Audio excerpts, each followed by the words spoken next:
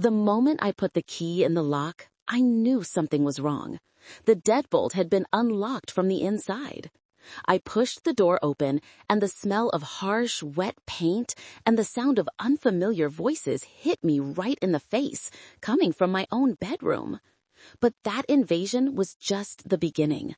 The next knock I'd hear at my door wouldn't be from family, but the dry, firm rap of a police officer. My name is Clara Mae Thompson. I'm 72 years old, from the small town of Oak Haven, Pennsylvania. Folks figured an old woman who worked at the local diner would be an easy target, but they forgot one thing. A mother will do anything to protect her home.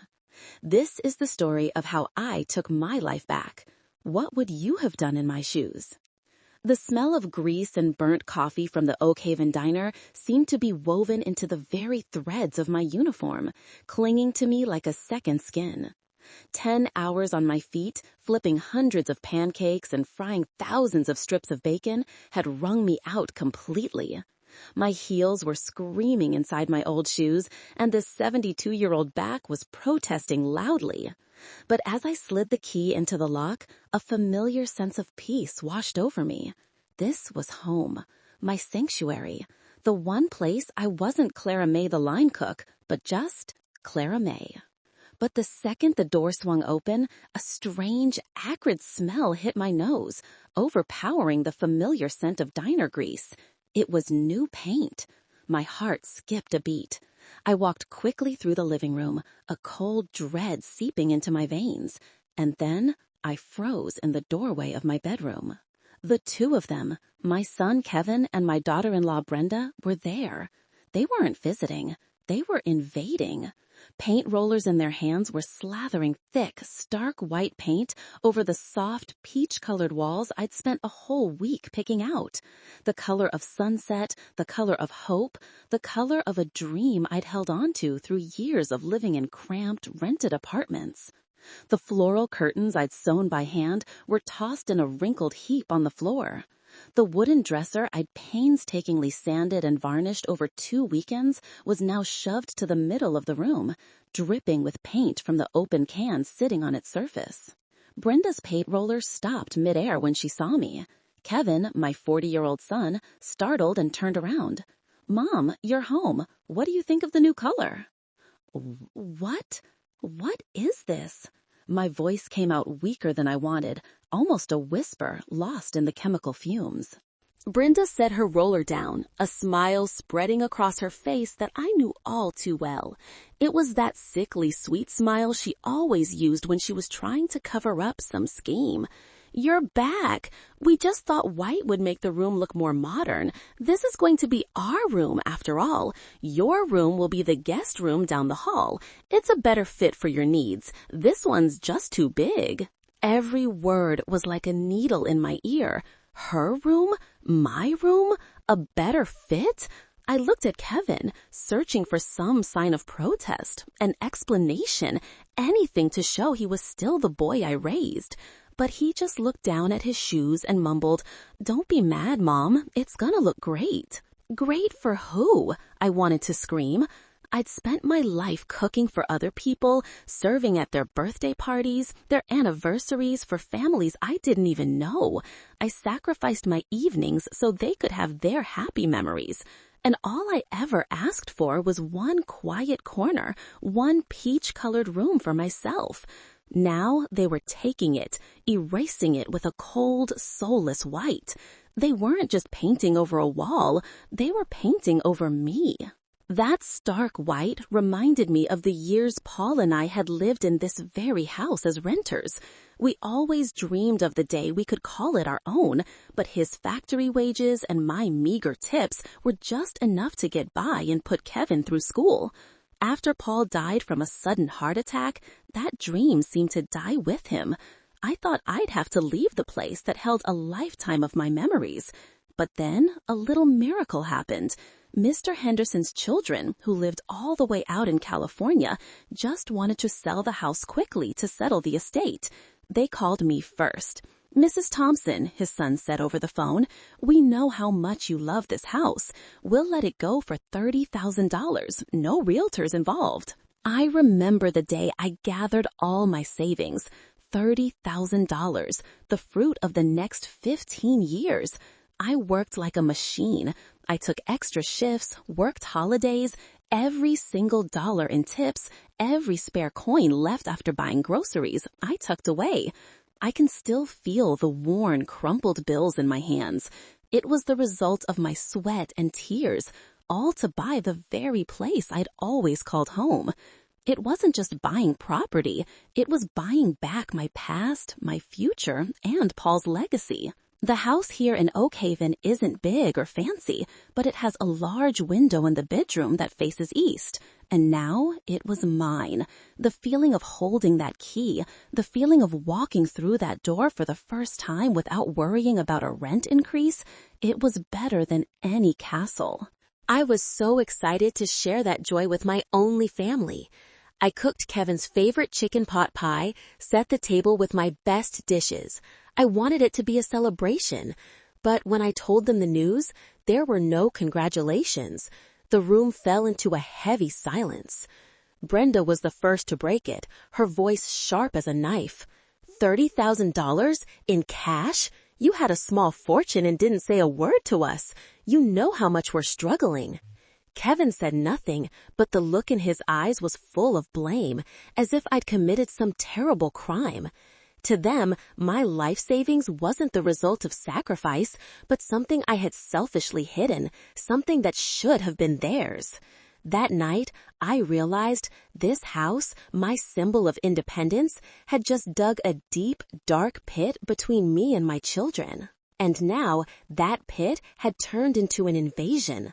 2 weeks after that fateful day, Kevin called, saying he'd lost his job again, and their landlord had given them 3 days to get out. I knew it was a lie. Kevin had never held a job for more than a year. But a mother's heart is a soft thing. I was about to offer them some money to find another place. But before I could get a word out, Brenda snatched the phone. "Mom, we're moving in with you for a while," she announced, not a question in her voice. And just like that, they arrived, bringing not just suitcases, but chaos and the attitude of landlords. Their furniture crowded my living room, pushing my old armchair into a dark corner. The TV blared all night, the kids screamed. My precious silence was stolen. A few days later, the kitchen faucet started leaking. I went into my bedroom to get the tin box I kept hidden under a floorboard. It was my emergency fund, the last $3,000 I had saved for times just like this. I lifted the floorboard. The box was there, but when I picked it up, it felt terrifyingly light. My heart stopped. I opened the lid. Empty. Shaking, I carried the empty box into the living room where Brenda was lounging on the couch watching TV. "Brenda," my voice cracked. "The money, where's the money from the box?" She glanced at me, then at the box, her expression cruelly casual. "Oh, that? We used it. You save money for family, right? We used it for family expenses." "Family expenses?" I repeated, unable to believe my ears. Just then, my eyes landed on a giant cardboard box in the corner, the one that had been delivered the day before. On the side was a picture of a 70-inch flat-screen TV. Her family didn't include me. Her family was just her own expensive wants. I looked at Kevin, sitting right next to his wife, but he wouldn't even look up at me. He knew. He knew all about it, and he let it happen. But the worst was yet to come. The final blow, the one that killed off the last bit of love I had left for them, came on a Tuesday morning. I woke up early, like always, to get ready for work. But when I walked into the garage, a cold chill ran down my spine. The space where my 2012 Toyota Camry always sat was empty. It wasn't just a car. It was the last gift Paul ever bought me. He'd said, "So you can go anywhere you want, Clara May, so you can be free." It was my independence, a sacred memory of his love. I ran back inside, my heart hammering against my ribs. Kevin was at the kitchen table, sluggishly drinking coffee. "Kevin, where's the car?" I yelled, my voice breaking with panic. He looked up, annoyed, as if I were bothering him. "What are you making such a fuss about? I sold it." You what?" "I sold it," he repeated, his voice flat. "You barely drive it anyway, just letting it sit in the garage losing value. We needed the money to pay off our credit cards." Credit card debt. He sold his father's last gift, sold his mother's freedom to pay for the fancy things they'd bought with my savings. I just stood there, staring at the son I had brought into this world. But the man sitting in front of me wasn't my Kevin anymore. He was a stranger, a thief, a man who had callously trampled on everything I held dear.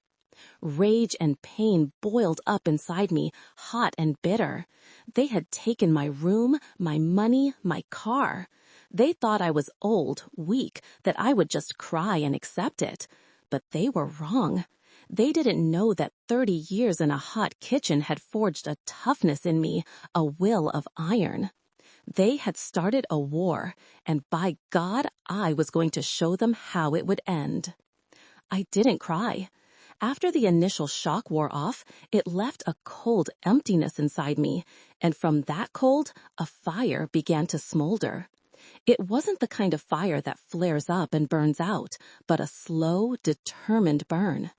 I'd spent my whole life stepping back, sacrificing. Not anymore. That afternoon, after my shift, I didn't go straight home. I walked next door and knocked on Mr. Saletti's door. Mr. Saletti, a 75-year-old retired cop and a widower, had lived here even longer than I had. He was a man of few words, but he had kind, sharp eyes that seemed to see everything. He invited me into his kitchen and poured me a cup of hot tea. I sat there, my trembling hands wrapped around the warm mug, and for the first time, I told someone everything. I told him about the white walls, the missing $3,000, and finally, my voice broke when I told him about the car, about Paul's last gift. The tears I'd been holding back all day finally came, hot and bitter. Mr. Saletti listened in silence, never interrupting. When I finished, he didn't offer any empty platitudes. Instead, he looked me straight in the eye, his voice low and steady. "Clara May, this isn't a family spat anymore. This is criminal. But if you call 911 now, they'll play the part of a family squabble. The police will come, write a report, and then they'll leave, and you'll be stuck alone with those two wolves. Don't make a move yet." He paused, taking a sip of his tea. "Let them hang themselves," he said. "You just need to give them the rope." The first piece of rope showed up the next morning. Mr. Saletti brought over a small box. Inside was a security camera.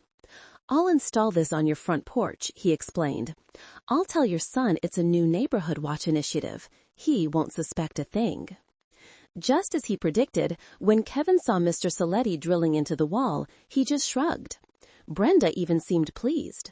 "Good," she said. "This neighborhood doesn't look all that safe."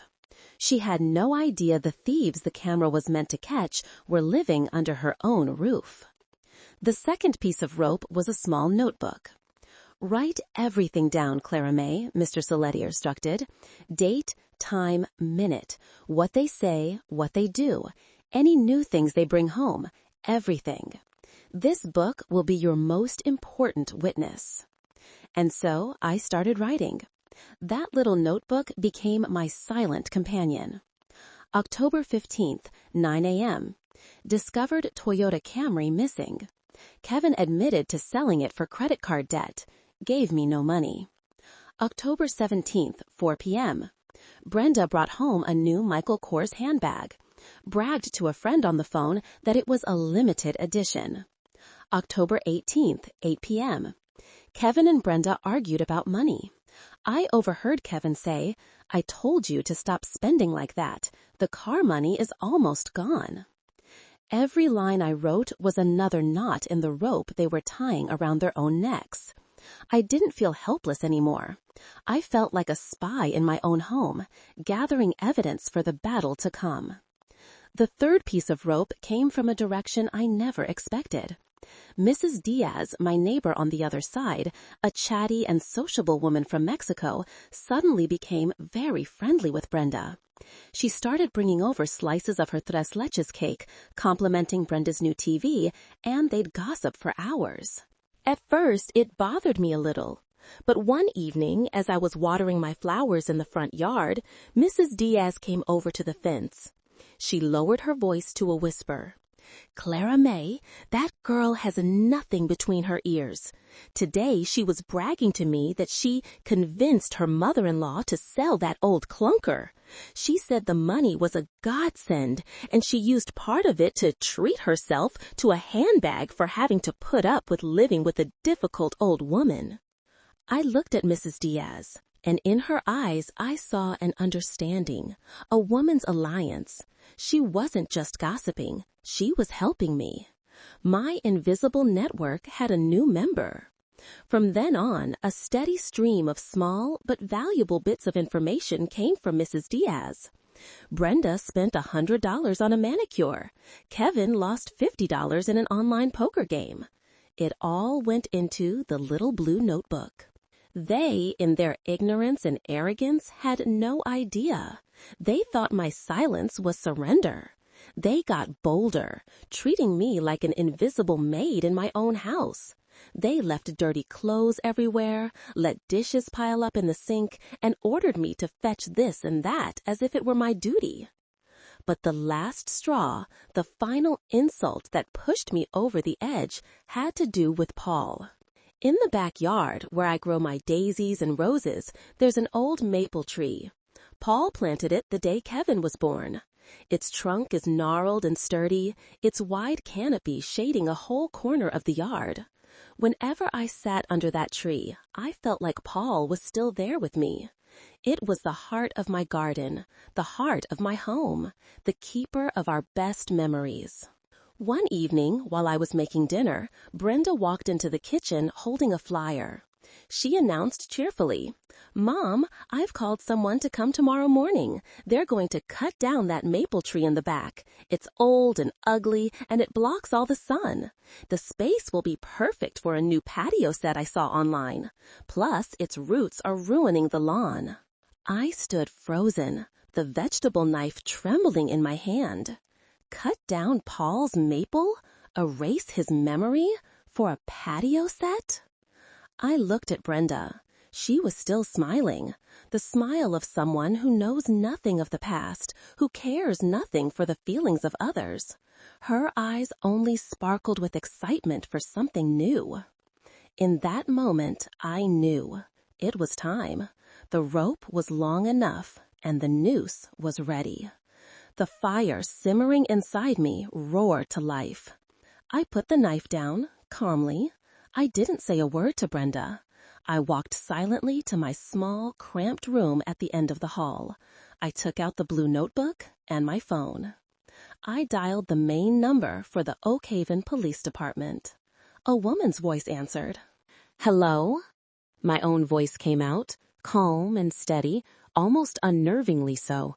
"My name is Clara May Thompson. I'd like to speak with Officer Miller. Mr. Saletti from Oak Street referred me." A moment later, a deep, steady male voice came on the line. "Miller speaking." I took a deep breath and looked out my window, where the leaves of the maple tree were rustling in the evening breeze. "Officer Miller," I began, "I'd like to report a theft of property. The amount of cash taken is $3,000. And a 2012 Toyota Camry, license plate PA481JKE. The suspects are currently residing illegally in my home. The war had officially begun, and this time I wasn't fighting alone. The next morning I was awake before the sun. I couldn't sleep. I sat by the window, looking at Paul's maple tree, its trunk standing tall in the early mist like a faithful soldier. Today, either I saved it or I lost everything. Around 8 o'clock, a small truck from a tree-cutting company pulled up to the curb. 2 burly men with chainsaws got out. Brenda opened the front door, beaming, and pointed them toward the backyard. My heart clenched. But just then, an Oak Haven police cruiser turned slowly onto my street and stopped right behind the truck. Officer Miller, a middle-aged man with a stern face, and a young female officer got out. Brenda froze, the smile wiped clean from her face. Kevin ran out of the house, his face pale. Is something wrong?" he stammered. Officer Miller didn't answer them. He looked toward me as I stepped out onto the porch and gave a respectful nod. "Mrs. Thompson, we're here at your request." "Thank you for coming, officers," I said, my voice strangely calm. Brenda whipped around to face me, her eyes spitting fire. "Mom, what did you do? You called the police to your own house?" "This is my house," I replied, looking her dead in the eye. "And you two are no longer welcome here." Just as the confrontation was heating up, Mr. Saletti's front door opened. He walked out, unhurried but full of authority, holding a file folder. Behind him, Mrs. Diaz and two other neighbors stepped out of their houses, each with a serious look on their face. The whole street seemed to hold its breath. Officer Miller looked at Kevin and Brenda, who were now completely bewildered. "We've received a report that you are illegally occupying this property, along with allegations of theft." "That's ridiculous!" Brenda shrieked. "We're family. My mother-in-law is old. She gets confused. She doesn't know what she's saying." That's when Mr. Saletti spoke, his voice ringing out, clear and firm as a judge's gavel. "Officer, my name is Vincent Saletti, retired from this very department. I can assure you that Mrs. Clara May Thompson is of perfectly sound mind and body." He walked forward and handed the folder to Officer Miller. "This is the evidence we've gathered over the past 3 weeks." Officer Miller began to flip through the pages, his expression growing more and more grim. "First," Mr. Saletti began, pointing to a page, "is Mrs. Thompson's detailed log documenting every act of financial and emotional abuse she has endured, including the theft of $3,000 in cash. Second," he continued, "is a copy of Miss Brenda Thompson's credit card statement provided by Mrs. Diaz after Miss Thompson carelessly threw it in a public trash bin. It shows extravagant purchases for handbags and salon services, which coincide with the time Mrs. Thompson's cash disappeared." Brenda's mouth fell open, the color draining from her face. "Third," Mr. Saletti's voice grew harder, "and this, officer, according to Pennsylvania state law, taking and selling a vehicle you do not own, with an estimated value of over $2,000, is not petty theft. It is classified as grand theft auto, a third-degree felony." He held up another paper. "I took the liberty of using some old contacts. This is a copy of the bill of sale for Mrs. Thompson's Toyota Camry from Oak Haven Used Cars. The signature on it is Kevin Thompson. He received $8,500 in cash for the vehicle, funds that were never turned over to the legal owner, Mrs. Thompson." Kevin staggered, grabbing the wall to keep from falling. You... Finally, Mr. Saletti concluded, all business. "Their actions don't stop there. Moving in without consent, refusing to leave when asked, and making alterations to the property without permission constitutes criminal trespass. And this entire pattern of behavior, directed at a person over the age of 60 who was emotionally dependent on them, could be reviewed under the statutes of elder abuse." Silence fell over the street, broken only by the rustling of the maple leaves. Officer Miller looked up from the file, his eyes as cold as steel. He no longer saw Kevin and Brenda as misbehaving children, but as criminals. "Kevin Thompson, Brenda Thompson," he said, his voice devoid of emotion. "You have the right to remain silent. Anything you say can and will be used against you in a court of law." The young female officer stepped forward, handcuffs glinting on her belt. The sharp click echoed in the quiet morning air as the metal cuffs closed around Brenda's wrists and then Kevin's. The dream of a lavish life on their mother's dime, the dream of selling this house, had all vanished in a single morning. They were led to the patrol car, heads bowed in shame, past the neighbors who had once greeted them every day. The tree cutters who had witnessed the whole thing quietly packed up their equipment and drove away. When the police car disappeared around the corner, I just stood there, motionless. Mr. Saletti placed a steady hand on my shoulder. Mrs. Diaz came over and wrapped her arms around me. "It's over, Clara May," she whispered. "You did it." Tears streamed down my face again, but this time they weren't tears of helplessness or pain. They were tears of relief. I looked around at my neighbors who were now walking toward me, one with a thermos of hot tea, another with a plate of cookies. I looked at my house and up at Paul's maple tree, still standing proud and tall. I had lost the children I once loved, but I realized family isn't always defined by blood. Sometimes family is the people who stand by you, who protect you when you're at your weakest. They were my silent guardians. And in the quiet of my Oak Haven street that morning, I found my peace, I found my dignity, and most importantly, I found myself again.